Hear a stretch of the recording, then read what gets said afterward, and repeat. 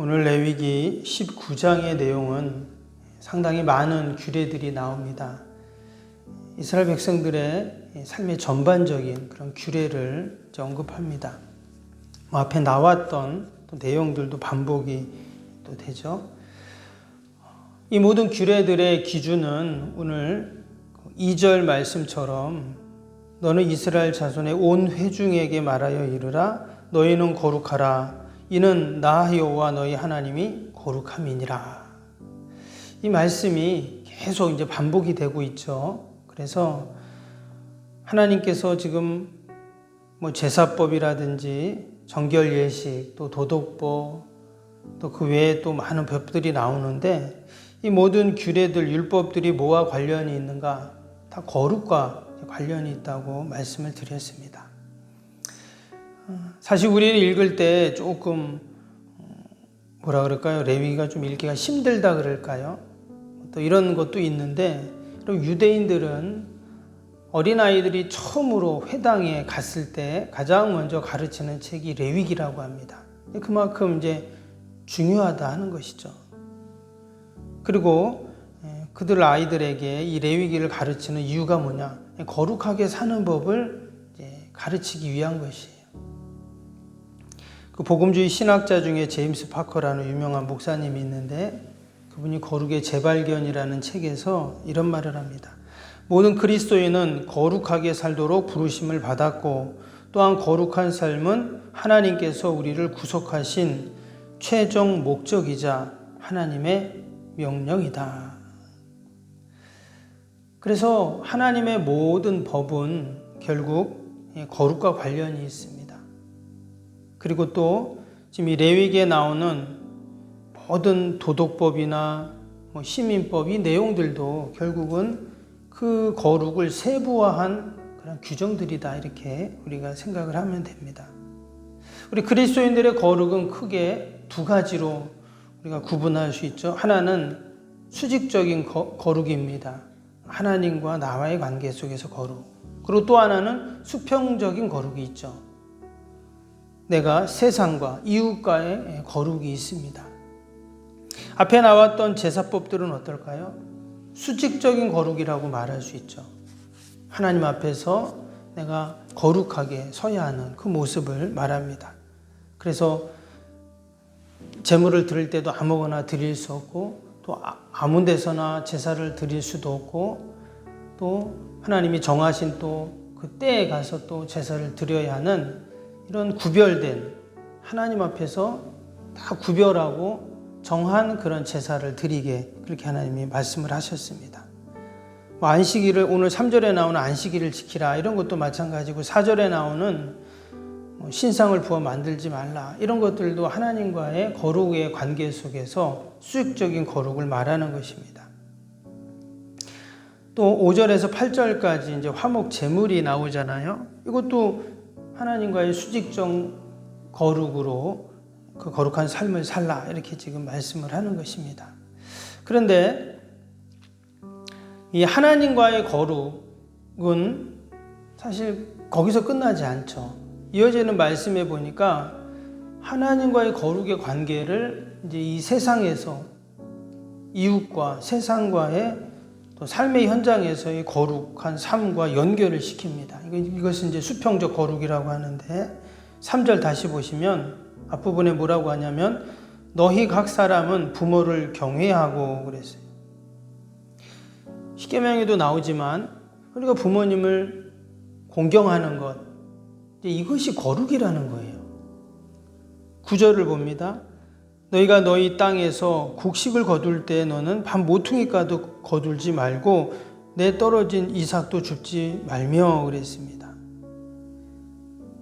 이렇게 추수를 할 때 당연히 그 이삭이 떨어지잖아요.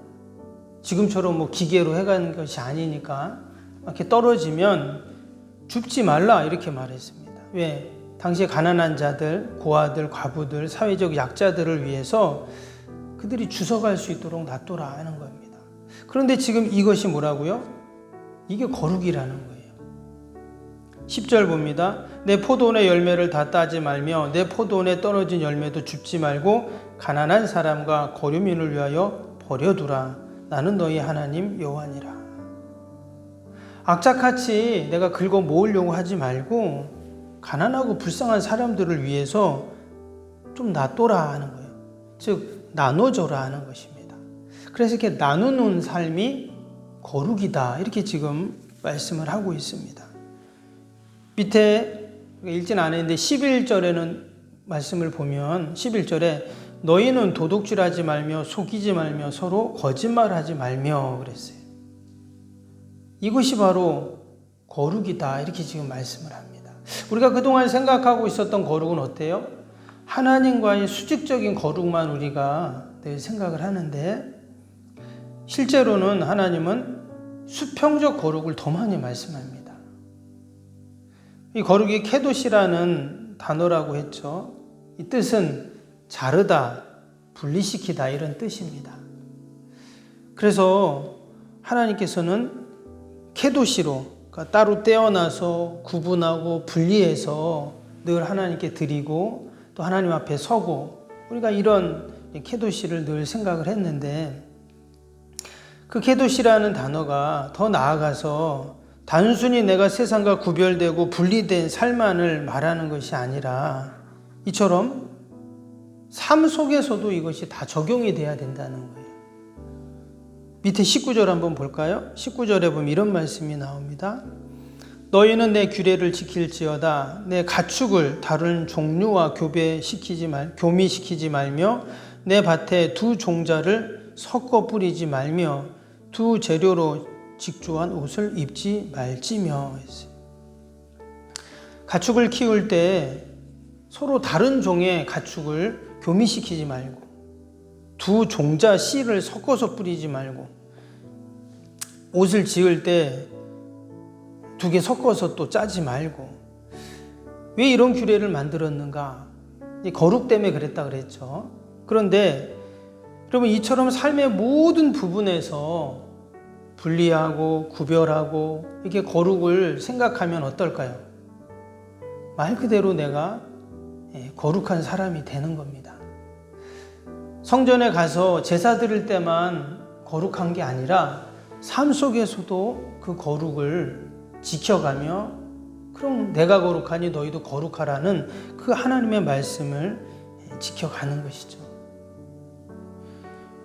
뒤에 22장에 보면 이 거룩과 관련된 더 놀라운 규례도 있습니다. 제사장 가족에 대한 규례인데요. 그 가족들 얘기할 때 당연히 제사장은 정결 규례를 하고 거룩을 지켜가야 되잖아요. 근데 뒤에 보면 그의 가족까지도 정결 규례를 지켜야 돼요. 왜? 제사장은 거룩한데 가족들은 거룩하지 않아요. 그럼 어때요? 제사장도 이제 집에 가서 잠도 자고 밥도 먹고 이제 살아야 되는데, 그러면 당연히 성전에서는, 성막에서는 거룩했다가 집에 가서는 안 거룩했다가, 그게 하나님의 뜻이 아니라는 거죠. 그래서 심지어 가족들까지도 그 정결 규례를 다 지켜야 하는 이런 말씀을 하고 있습니다. 우리가 다른 한편으로 생각하면, 야, 이건 너무 거룩한 게 피곤한 거 아니야? 야, 이거 너무 힘들겠다, 이런 생각이 들 수 있어요. 늘 거룩. 하나님은 무슨 말씀만 하면 거룩이네. 야, 이거 뭐 피곤하다. 그렇게 우리가 오해를 할 수가 있습니다. 근데 하나님께서는 이스라엘 백성들을 택하실 때 내가 너희를 거룩한 나라로, 제사장 나라로 삼으셨다, 이런 말씀을 하셨어요. 하나님은 우리 한 사람 한 사람이 거룩한 하나님처럼 거룩한 사람이 되기를 원하시는 줄로 믿습니다. 그래서 우리가 다른 거를 생각하면 이 거룩이 부담스럽고, 야, 너무한다, 이렇게 생각할 수가 있는데, 하나님이 나를 택한 그 순간부터 우리는 어때요?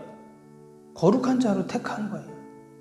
세상의 수많은 사람들 중에서 나를 택하셨잖아요. 이미 하나님은 그러한 전제를 갖고 기준으로 나를 택하셨다 하는 것입니다.